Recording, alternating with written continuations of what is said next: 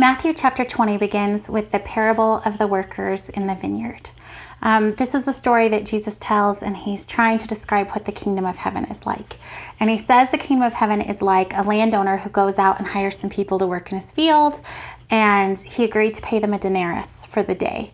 And then as the work keeps going, he goes back and hires more people, and the work continues later in the day, and he hires more and he hires more, eventually just telling them, I'll pay you what's right.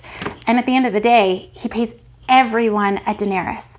The people that had worked all day long for like 8, 9, 10, 11, 12 hours, they got 1 denarius. The people who worked for 1 hour at the very end also get a denarius. And the ones who would come first, of course, get upset because when they saw the ones that came last get paid a denarius, they started thinking like, oh, if they get a denarius just for an hour and I've been here like 10 hours, then I might get 10 denarius, right? So they're thinking that their station has improved, and they get their pay and they realize that it has not improved.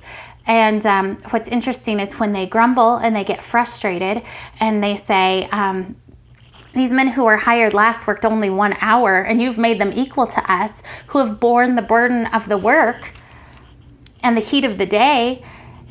It says, but he answered one of them, friend, I'm not being unfair to you. Didn't you agree to work for a denarius? Take your pay and go. I want to give the man who was hired last the same money as I give you. Don't I have the right to do what I want with my own money? Or are you envious because I am generous? So the last will be first and the first will be last. And I think this is interesting because we do want to know what to expect. And people are constantly coming up to Jesus, and it happens even later in the same story, and asking, like, they ask who will be the greatest in the kingdom of heaven. And a mother comes and says, can my son sit at your right hand in heaven? And everyone's trying to figure out, like, what does God value, right? What does he value? How can I be the thing that pleases God? Teach me to please God. Teach me what I can do. And basically, this parable of what the kingdom of heaven says, God will value what he will value, and he's allowed to, right? The landowner says, it's my money. Aren't I allowed to pay whatever I want to pay to anyone I want because it all belongs to me? And I feel like that's often the answer we get from God, and it's hard because we want to say, God, I've suffered the most for you. Shouldn't you bless me the most now? Or you want to say, God, I had the most faith. Shouldn't my faith lead to my healing? And someone else had no faith and they just showed up at a prayer meeting and they were healed. And how is that fair, God? And he says, I'm not being unfair to you. Like, what did I agree to do for you? And I think that that's interesting that the landowner says, you agreed to work for a denarius, right?